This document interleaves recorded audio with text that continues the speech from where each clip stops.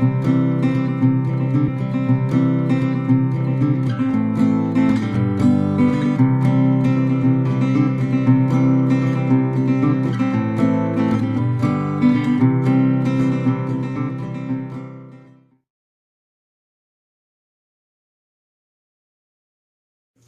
guys, it's Dave from Welsby Roots.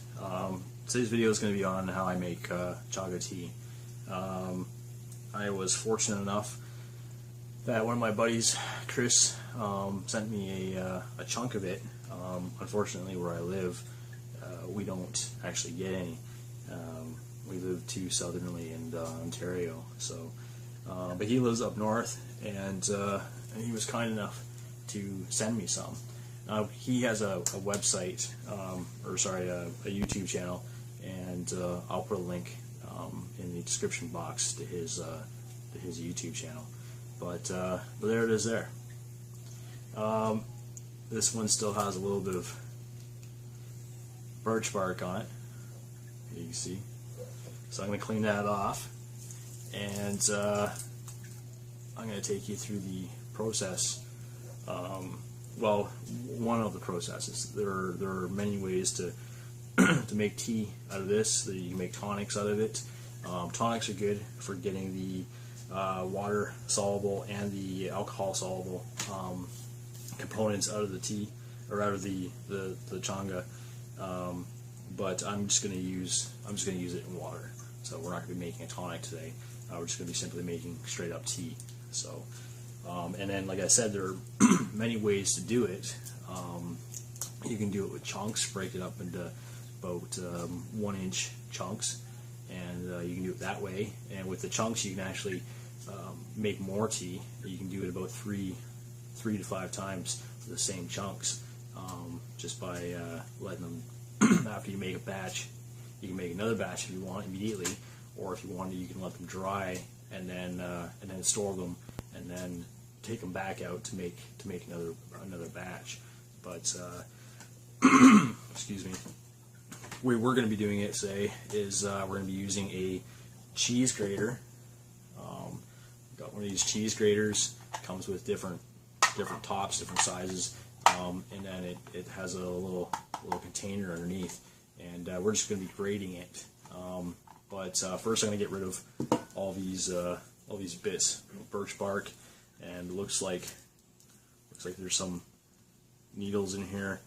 But I'm just going to clean this up a little bit just by grinding it a little bit, and then maybe running it under some water or whatnot, just to get rid of this. But I'm not going to be.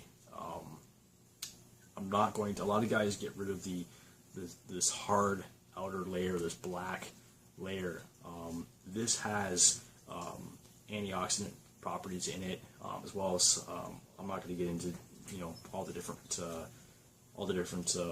properties that the chaga has, but go and do your own research. But it has properties in it that are beneficial to us as well. So I'm not taking this off. I'm not ridding myself of it. This will be part of the tea, part of the powder as well. So anyway, without further ado, let's get started. Okay, so I've broken myself off a chunk, and I'm not going to take you through the entire process of doing the entire piece. So I broke myself off a chunk here, cleaned it up, rinsing it under the water, and even just rinsing it under the water, you could see the water turning a brown color. It's amazing. But anyway, so let's. I'm just gonna start grinding it here and grating it. Start grating it and start getting the powder. So.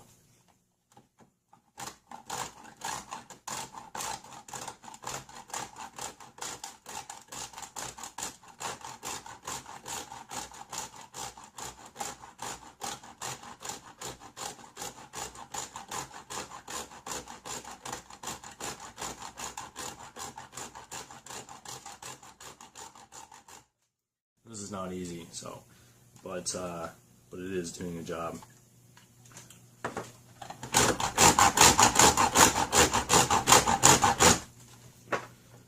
you already.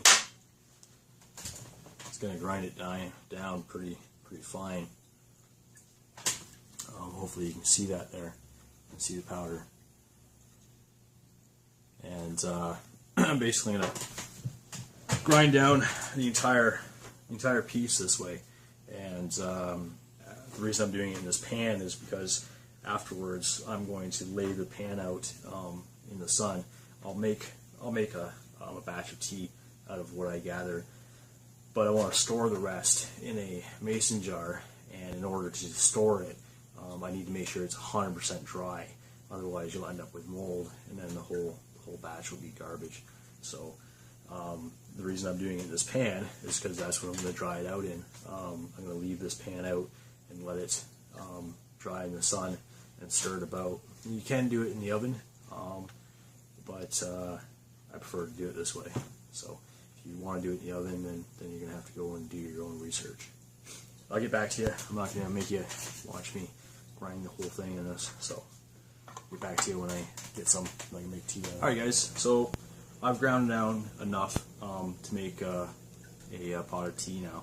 So just want to show you what the inside looks like once you get past the blackened outer shell, if that's what you want to call it. It's a nice light brown. It's a lot easier to grind or grade the inner part. It's a little bit softer. It feels very much like wood. You're dealing with wood, but it's a lot softer than the outer part. But I've made mine very fine. See here, it's almost it's probably finer than coffee, to be honest with you. But that's what it looks like anyway. So that's what I'd like to do with the entire chunk. It's a lot of work to do it this way. So, and that's probably why a lot of people do use a little bit smaller chunks than this. Like I said, about 1 inch by 1 inch, and they'll use half a dozen in, let's say, a liter of water, 2 liters of water, and they'll make the tea that way. Then they'll just afterwards they'll use the chunks again and again and again. You can use them 5 to 8 times. Basically keep using it until you're basically not getting any coloration in the water. If you stop getting coloration in the water, then I think basically you're done. So, but anyway, I'm going to do it this way, and that way they get really saturated and drawing everything out, get a really strong cup.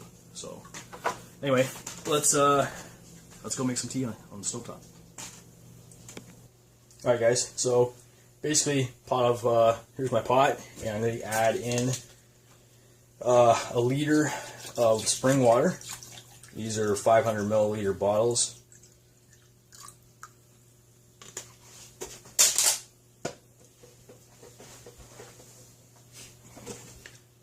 So I'm going to be adding in this one 500 milliliter bottle. This is 2, so that's 4 cups, which is 1 liter, give or take. And I'm setting this on a medium heat. I don't want it to boil. I just want it to simmer. So I'm gonna let the water come up. I'm gonna turn it down a little bit and let it simmer. I don't normally boil any of my teas because I know that boiling water destroys a lot of properties. For instance, in honey, you can't boil it or put it in the microwave. So don't warm your tea up in the microwave either. But so anyway, we're gonna let this heat up a little bit. I'm gonna turn it down to a simmer, and then we're gonna simmer the chaga for about 20 minutes. All right, guys. So this is warm enough. I'm gonna add the chaga to it. I'm gonna add maybe just over 3 tablespoons.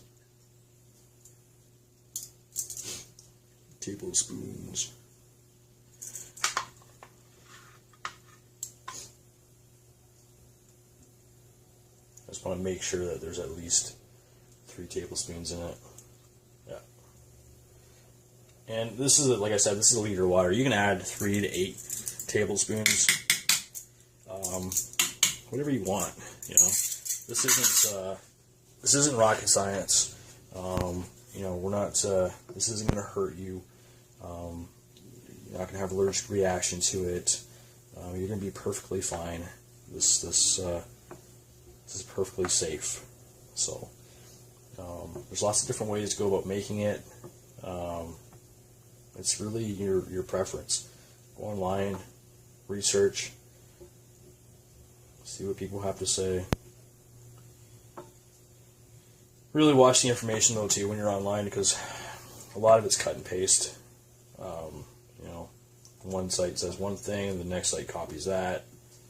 So, but like I said, my main concern is just not destroying the properties of it. That's my main concern. I'm not concerned about it hurting me in any way or form, because it won't. So I'm going to set the timer so I don't forget. I have a tendency to go off and do other things while I'm doing a project. So I'm going to set it for 25 minutes, and it's on simmer, so I know it's not going to boil. It's going to be perfectly fine, and I'll come back in 25 minutes, and then we'll have tea. Alright guys, so this has been simmering for about, I just shut it off, about 25 minutes now. You can see it's a rich, dark, brown color. It's fantastic. So all we're going to do now is just going to take this, and I'm going to put it straight into a mason jar. I'm going to pour myself a cup as well, so I can try a batch, or try this batch, I mean, and you guys can actually see me trying it. So, all right, let's do that. All right, so I put the mason jar into the sink, just in case there's any spillage, and I'm going to use this screen here to filter out the the bits.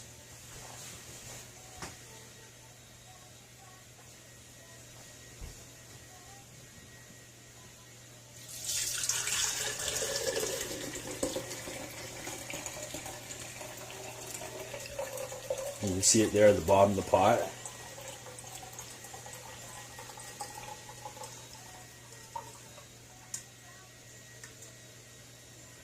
Starting to catch in the screen now.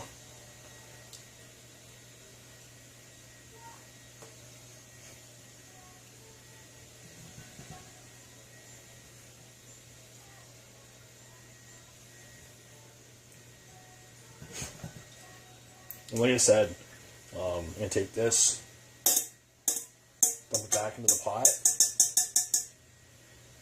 and I will make another batch using what's left in the pot here.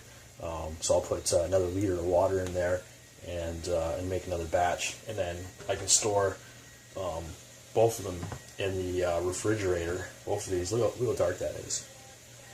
But I can store both these in the refrigerator, and when I want a cup, then I'll pour it into a small pot like this, small saucer, a pot, and I'll put it on the stove and let it, simmer, and just bring it up to heat, and then you got some tea. So I'll put this on the stove.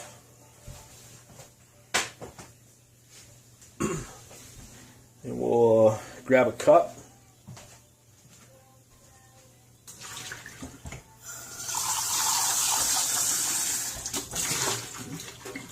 Use my coffee mug, and I'll pour a cup.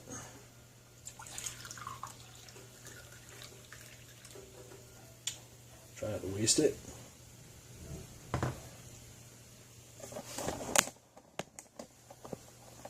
Cheers.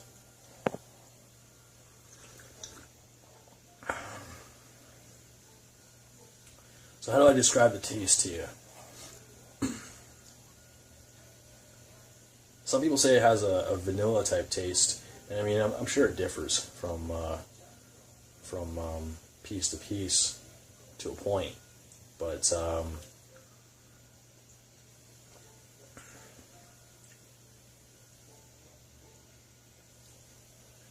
don't know if I would say that it has a vanilla taste.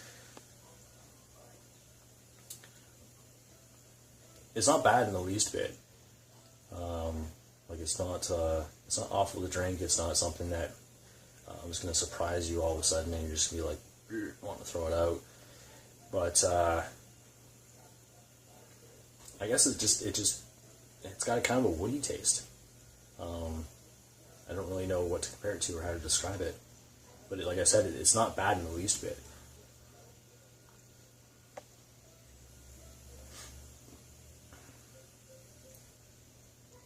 Yeah, I don't know.